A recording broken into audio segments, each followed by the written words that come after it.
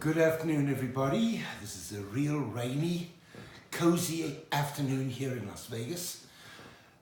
The place I'd like to be right now is in bed with a book and a fireplace burning right nearby. But this is equally fun because I enjoy speaking with all of you. This is going to be my 5th case report. And the subject today is one that is quite different. It involves a couple, and their name is Linda and Graham. I use those names. They're anonymous, and therefore these names are fictitious to protect the anonymity of the people that I've spoken to.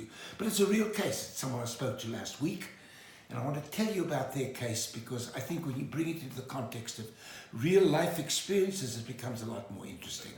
But just before I do, let me tell you that since I started Share Fertility Solutions, SFS, moving away from the clinical realm that I've been involved in for 36 years, which I started 18,000 babies ago. Those are the babies that I've been influential in the births of. Since I've done that, I've really and truly enjoyed myself. My work is focused on dealing with people and solving their problems for them.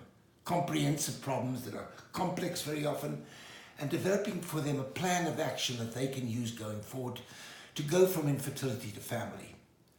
My patients are coming from 40 different countries all over the world. And I can only tell you that the demand for the service has grown so phenomenally. I get about 20 inquiries a day. God knows how I'm going to be able to deal with all this. I will not be able to. I'll need some help down the line. But what I do is I spend an hour with a patient, and I have to handpick the patients because of the demand being more than I alone can handle. So when I get the patient and a questionnaire filled in with all the details about their case, I have an hour-long Skype consultation with them. And after that online consultation, I send the patient a report that summarizes everything we spoke about, with a fully outlined plan of action, a roadmap going forward. I advise them to take that to their own private gynecologist or reproductive endocrinologist to implement treatment, because I'm no longer doing hands-on treatment myself. And I've volunteered to talk to their doctors that they give those reports to if the doctor reaches out to me, and to give my input and explain my position as to why I've made the recommendations that I have. Interestingly, many of these doctors that I speak to come back to me and say, you know what, can we send you patients for a second opinion? They know, of course, that in my new position at Share Fertility Solutions, I no longer capture patients that are theirs. All I do is I provide advice and send the patients right back to them. If for any reason the patient does not want to go back to the same doctor, or the doctor doesn't want to at least consider some of the things I'm saying, I'm always willing to recommend a new doctor in their area to those patients. Fortunately, that doesn't happen very often, and the doctors have been extremely compliant and very friendly, and I'm looking forward to going forward with this. For those of you that want to get hold of me and do a Skype consultation with me, I suggest you move very quickly because I'm extremely busy, and it's getting busy, as I said, by the minute. The way to reach me for a consultation is in the following. First, you can email my concierge lady, Patty Converse. Patty can be reached through share@shareivf.com, share@shareivf.com, or you can call her directly. If you're in the continental United States or Canada, you can call her through the toll-free number, which is 800-780-7437. Again, 800-780-7437. Or you can call her from anywhere in the world at 702-533-2691. Another way to access Patty is to go to my website, shareivf.com. That's www.shareivf.com. There, when you get to the home page, you'll find an icon which says, book a Skype consultation with Dr. Sher. Click on that and just follow the instructions on how to do it. And while you're there, you can download free of charge a copy of my new book, on immunology as a cause of recurrent IVF failure, repeated miscarriages, and unexplained infertility.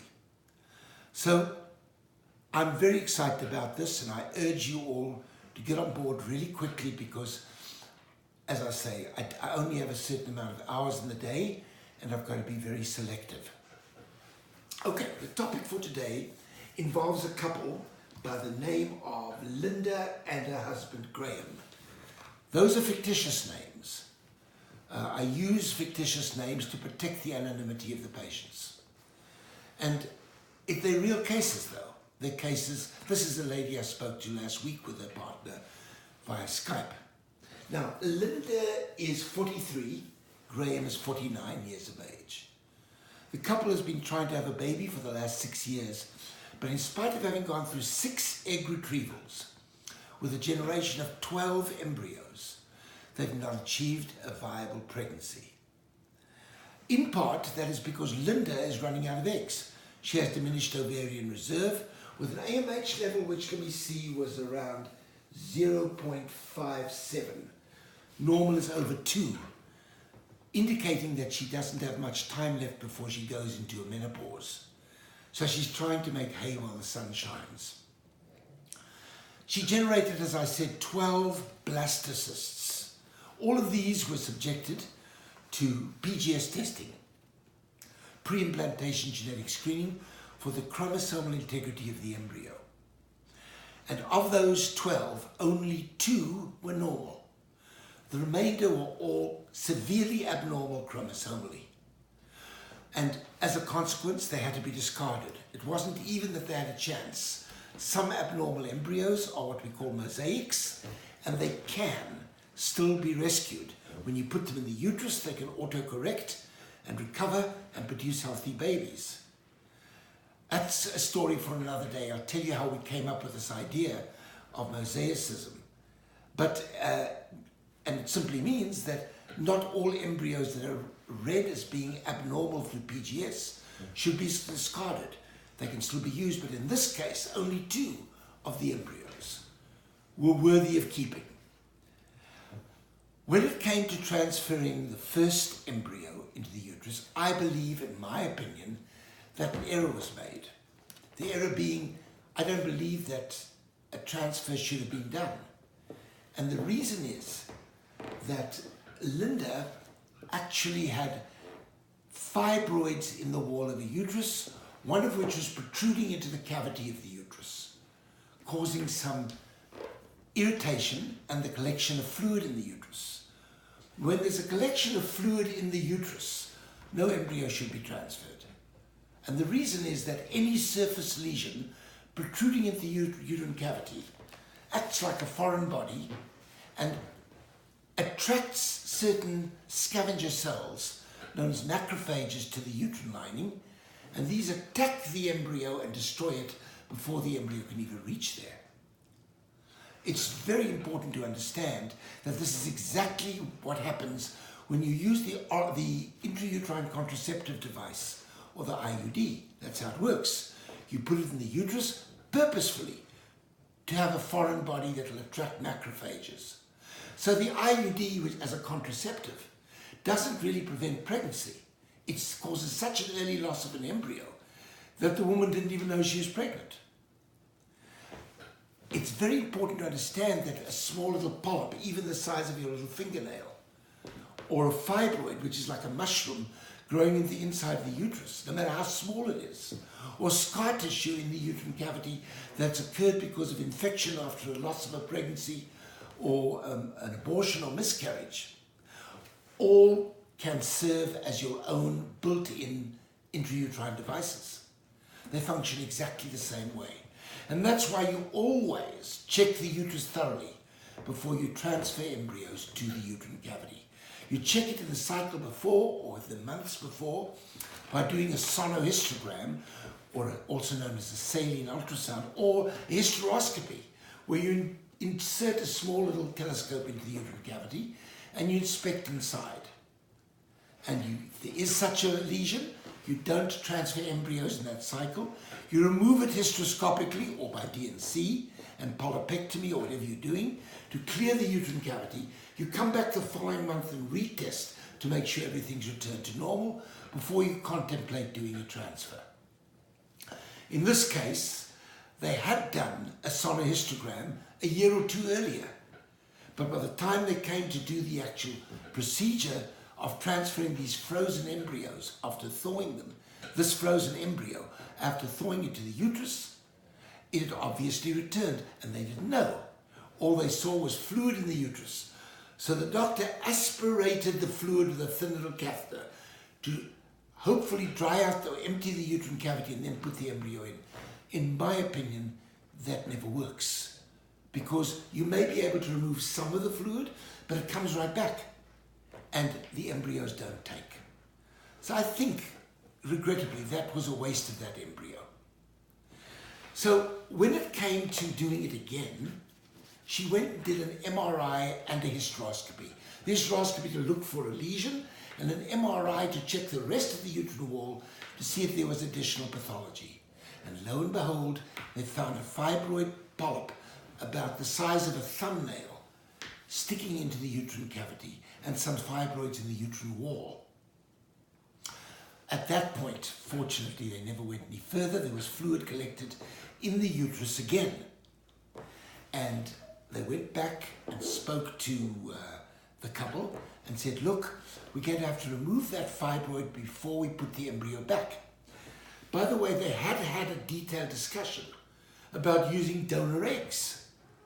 The couple had no interest in using donor eggs. They said they'd rather adopt than use eggs coming from another person, which I don't necessarily agree with, nor do I have to. That's their decision.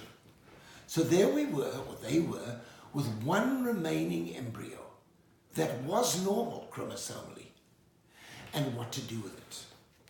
So when I spoke to the couple on the phone and via Skype, we discussed this, and I said to them, look, this is such a valuable embryo. You're probably never going to get the chance to come up with a normal, genetically, chromosomally normal embryo again. Let's consider the possibility of putting this into a completely healthy uterus of a gestational surrogate. And that's where they came up with the idea that Linda's sister, who'd had 3 children before on her own, might be willing to serve as a surrogate. Well, the good news is they went back and spoke to her sister, and her sister has agreed to serve as a gestational carrier for her.